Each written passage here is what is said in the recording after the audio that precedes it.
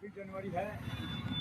आज का दिन गणतंत्र दिवस के रूप में पूरे भारत में 77वां वर्षगांठ के दिन मनाया जा रहा है। इस अवसर पर चारों तरफ लोग खुशियों का अंबार लगा दिए हैं।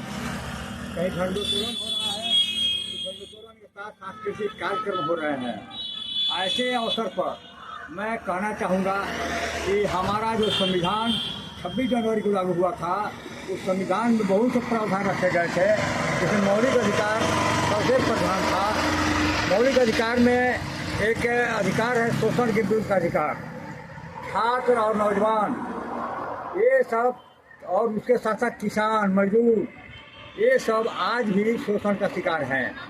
अंग्रेज़ों के ज़माने में तो शोषण उनका एक तरह से पेशा था अंग्रेज़ों का, और लोगों को तड़पाना, लोगों का शोषण करना उनके लिए एक खुशी की चीज़ होती थी। लेकिन आज़ाद भारत में भी जब अपना संविधान है, और तब आज किसानों का शोषण, तब आज मजदूरों का शोषण, उचित मजदूरी नहीं मिलना, तब आज पढ़े लिखे MA पास BA पास लोगों का वित्त रहित शिक्षा नीति के अंतर्गत उनका शोषण, आज जो है छात्रों का शोषण, नौजवानों का शोषण, ये सभी शोषण का अधिकार का एक तरह से मजाक माना जाता है। कैसे छात्र जो आज क्लास करने नहीं जा रहे हैं, जो आज कॉलेजों में BA की पढ़ाई हो रही हो, इंटर की पढ़ाई हो रही हो, वे क्लास करने नहीं जा रहे हैं, लेकिन कोचिंग में जा रहे हैं, उनका दोहरा शोषण हो रहा है। और सभी देख रहे हैं, शासन प्रशासन जनता सभी देख रही है कि उनका शोषण हो रहा है। कैसे शोषण होता है कि जब कोचिंग में पढ़ने जाते हैं, वहाँ उनको फीस देना पड़ता है, शुल्क देना पड़ता है, और दूसरी तरफ जब महाविद्यालयों में उनका नामांकन है, तो वहाँ जब वे जाते हैं फॉर्म भरने, तो वहाँ पर सारे शुल्क, यहाँ तक कि पंखा का चार्ज, बिजली का चार्ज, बेंच का चार्ज, किताबों का चार्ज, भवन चार्ज, खेलकूद का चार्ज, तमाम चार्ज उनको देने पड़ते हैं। और जबकि उनका क्लास नहीं चलता है, वे पंखा की हवा नहीं खाते हैं, वे बिजली का लाइट का आनंद नहीं उठाते हैं, फिर भी उनको उसका पैसा जमा करना पड़ता है। यह है छात्रों का शोषण। इसके साथ साथ पहले की पढ़ाई और सिलेबस और आज की पढ़ाई और सिलेबस, यह शोषण का एक तरह से आज का सिलेबस एक बुनियाद हो गया है। आज BA में 4 साल का कोर्स बना दिया गया है, और 8 सेमेस्टर में उनकी परीक्षाएं हो रही है।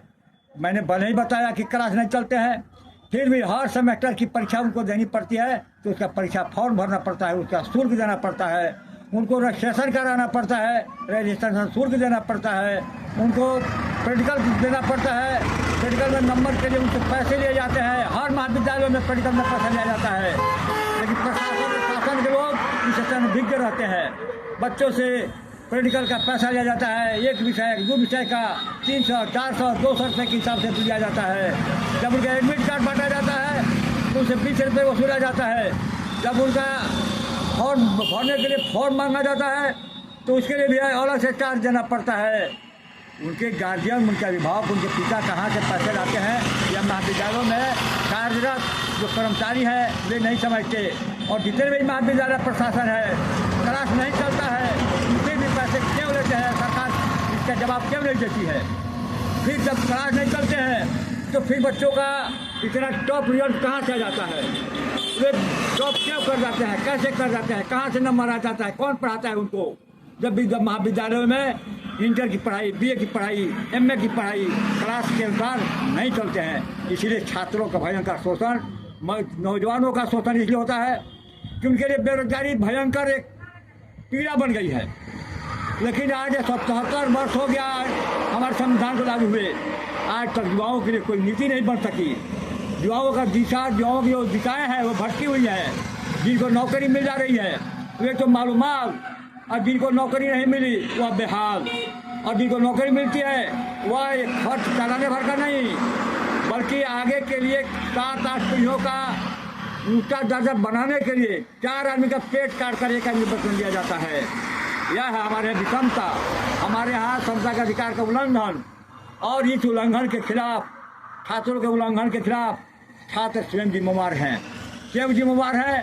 कि अधिकतर मोबाइल में लगे रहते हैं, अपने अधिकार के लिए नहीं लड़ते, अपने जो बुराइयां हैं महाविद्यालयों में, जो पैसे वसूले जाते हैं, उनसे भी नहीं लड़ते।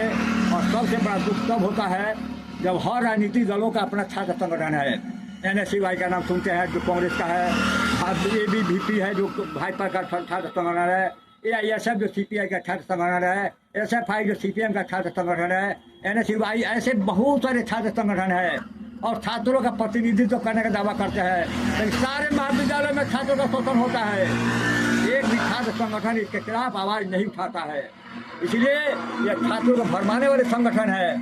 जो छात्रों के लिए लड़ते नहीं है, तो छात्र संगठन कराने का हकदार नहीं है।